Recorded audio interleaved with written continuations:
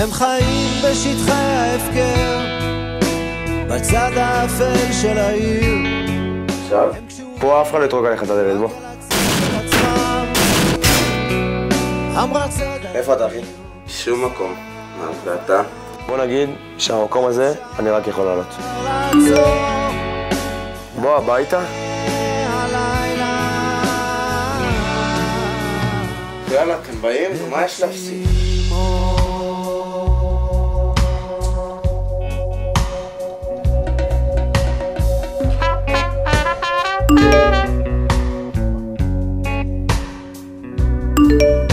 על סף התהום עוד אפשר לעצור ילדי הלילה מבקשים אור.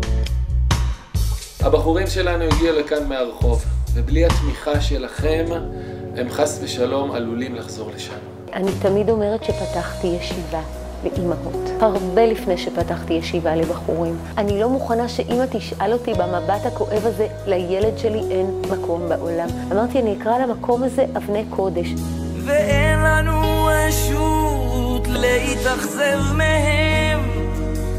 אבני קודש, ממש כפשוטו. אבני קודש זה ילדים שהם קדושים. זכינו לתת להם בית וירטואלי, בית רוחני, ומקום בעולם, במיקום בעיקר. אבל צריך גם קירות וגם כתלים. אז ככל שהם הלכו והתרבו, כל אחד בנה לעצמו חושה.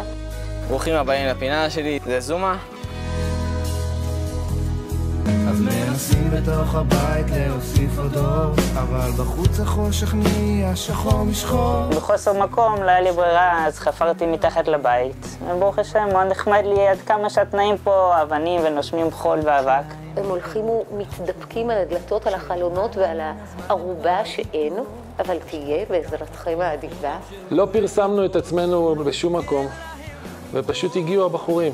התחלנו 5 בחורים שידעתי שהם נפלטו מכמה ישיבות, אמרנו ברחוב הם לא הסתובבו. יצאתי מגדר עולם הישיבות לאיזה 2-3. הגעתי לפה ונשארתי פה, נאמר ככה. יש פה אווירה משפחתית, יש בו קדושה במקום הזה. כל המסגרות בעטו אותי בגלל שאני שחקן כדורגל. פה מעודדים אותי, מפרגנים לי. יש כאן באמת בחורים מכל הגוונים, מכל הסוגים. היו ברחובות ירושלים, היו בגבעות. היו בכל מיני מקומות כאלה, ואני לא רוצה לתאר את המצב שהם היו בו. בחורים מרגישים פה שנותנים בהם אמון, נותנים להם את האחריות על החיים שלהם. באתי לרב חיים, ביקשתי ממנו להקים פה עדר, הוא אפילו נותן לי את האוכל של הכבשים. כולם יודעים כמה סוס זה דבר שבונה את הנשמה של הילד. ידוע שסוס הוא מגיב לפי המצב רוח של הרוכב. סוסים זה מקצוע שהתחברתי אליו מאוד, מקצוע גם שאני רוצה אותו לחיים, לומד אותו גם. משתדלים לגמרי שלבחור היום שלו יהיה מלא, מהרגע שהוא קם עד הרגע שהוא הולך לישון. חלק מהזמן הם לומדים, עובדים בכל מיני עבודות, כאשר אנחנו משגיחים גם על המקומות שהם עובדים בהם.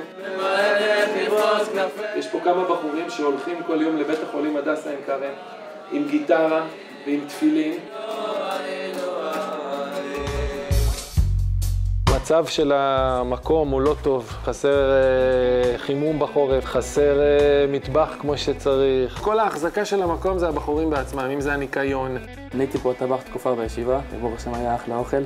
אנחנו רוצים לתת להם בית עם תנאים בסיסיים בעצם, אבל גם קצת פינוקים, מגיע להם. לגבי פרשת הכסף, היום הישיבה מונה כ-40 בחורים.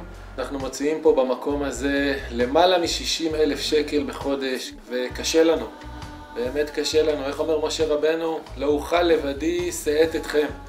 אנחנו צריכים אתכם לעניין הזה. על כורחנו כמעט נרתמנו לקמפיין האדיר הזה שפתאום צץ ונהיה וגדל וגדל והולך ועוד יגדל.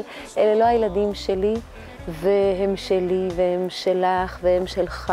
לבחורים האלה אין מקום אחר, ואנחנו צריכים אתכם כדי להפוך בעצם את המקום הזה ממקלט מהרחוב ומהניכור החברתי שהם עברו לבית חם ואוהב. איך כתוב כשתומכים במישהו כי ימוך אחיך, את רואה מישהו שהולך ונמוך, ואת נותנת לו יד ותומכת בו, כתוב כי בגלל הדבר הזה יברכך השם אלוקיך, על המילה בגלל חז"ל אומרים גלגל חוזר בעולם.